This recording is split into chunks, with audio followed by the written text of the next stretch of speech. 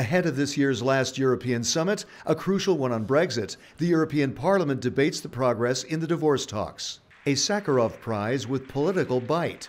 Parliament uses its Freedom Prize to support Venezuela's pro-democracy opposition. Parliament backs a move to extend the Juncker Investment Plan to boost the job-creating impact on Europe's economy. And a failed bid to ban kebab meat with phosphates, saving thousands of businesses and jobs. Hello and welcome to our roundup of the European Parliament's latest plenary session here in Strasbourg. We begin with Brexit. EU officials have decided that the divorce talks with the UK have advanced enough to move to phase 2 on trade and future relations, but not without a reality check in Parliament. As the European Parliament will need to approve the final Brexit deal, this debate is important to show where Parliament stands now. Parliament got an update on the state of affairs from the chief Brexit negotiator, Michel Barnier. He said the progress made needs to be put in concrete terms in a final Brexit accord. Nous ne sommes pas au bout de la route, ni sur les droits des citoyens, ni sur les autres sujets du retrait ordonné.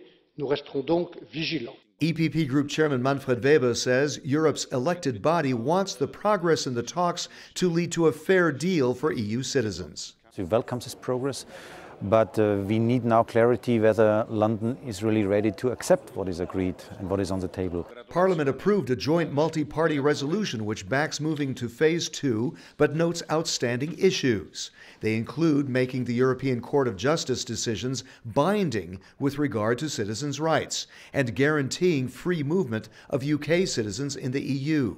They also want to ensure that commitments on Northern Ireland and Ireland, including their common border, are fully enforceable. Especially for the citizens, the bureaucratic concrete steps are not defined yet. So what does this mean for my daily life is not yet clarified. Next, the Sakharov Prize for freedom of thought. Not easy to do in Venezuela these days, and that's why Parliament awarded the prize to the democratic opposition there as a statement that the regime's bloody oppression must stop. The EPP Group supported the candidacy of Venezuela's opposition in their struggle for democracy, civic freedom, and rule of law. José Ignacio Salafranca led the group's effort. Es un mensaje de alto valor simbólico que un parlamento reconozca a otro parlamento y al conjunto de los presos políticos su lucha en favor de la libertad y de la dignidad. More than 130 opponents have been murdered and more than 500 imprisoned as the government of President Nicolás Maduro seeks to put down the popular movement. Y al mismo tiempo el Parlamento brinda una voz que muchas veces no se puede oír porque está secuestrada o está en prisión. Es una situación de grave crisis, de emergencia humanitaria, de sufrimiento enorme de la población. El Parlamento Europeo, y esa es la propuesta de nuestro grupo, del Grupo del Partido Popular Europeo, es la de reconocer el testimonio y el ejemplo de estas personas que maltratadas, perseguidas, golpeadas, encarceladas, algunas de ellas inhabilitadas. Not easy for Parliament to choose the winner. Other nominees included activists in Pakistan, Guatemala, Turkey, and Burundi, as well as a Swedish Eritrean playwright. Es evidente que hay otros candidatos muy meritorios que también se han presentado al premio, pero creo que este año era el año de Venezuela, se ha vivido una situación terrible desde el punto de vista político. We turn to the so-called Juncker Plan that is encouraging businesses across the EU to ratchet up investment and create more jobs. Parliament voted to give it more time and more funding to have greater impact. Parliament agreed to extend the program, formerly known as the European Fund for Strategic Investments, or EFSI, by 2 more years to 2020.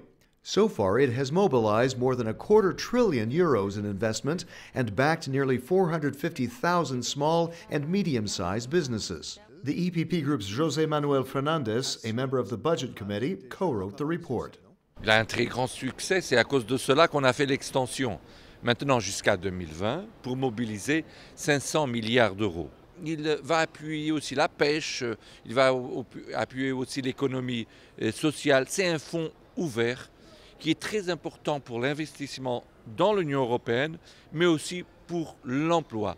The extension includes an increase in the EU guarantee on private investment by more than half to €26 billion. It will also raise the capital of the European Investment Bank, or EIB, to €7.5 billion, a 50% increase. The objective, triggering private and public investment of €500 billion by 2020. Fernandez says that will mean more employment. Jusqu'à 2020, plus de 700 000 emplois. Il faut comprendre que c'est les entreprises et surtout les petites et moyennes entreprises qui font la création de l'emploi. Finally, the battle over kebabs. Parliament voted down a bid to outlaw phosphates in frozen kebab meat. It could have spelled the end of thousands of businesses and their jobs. The bid to ban failed to get an absolute majority in Parliament, a relief to the millions of Europeans who buy kebabs every day. Phosphates are used to improve the flavor and moisture in kebabs, but also in other foods. The EPP Group's Renate Sommer led the effort to defeat the motion. Germany is home to Europe's largest Turkish population. The amount of phosphates is minimal in doner kebab, and that's the reason why phosphates are already allowed since decades in roasted doner kebab. And it's allowed in quite a lot of meat products, in sausages, in Leberkäse, the Bavarian Leberkäse, and so on. And there is obviously no health risk. One study suggests a possible link between phosphate consumption and heart disease. The European Food Safety Agency, EFSA, is to reevaluate phosphate food additives by late 2018.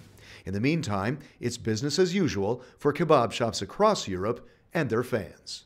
That's all for now from the Strasbourg session. Find out more about the activities of the largest political force in Parliament by checking eppgroup.eu. From all of us here at EPP TV, we wish you happy holidays and see you in 2018.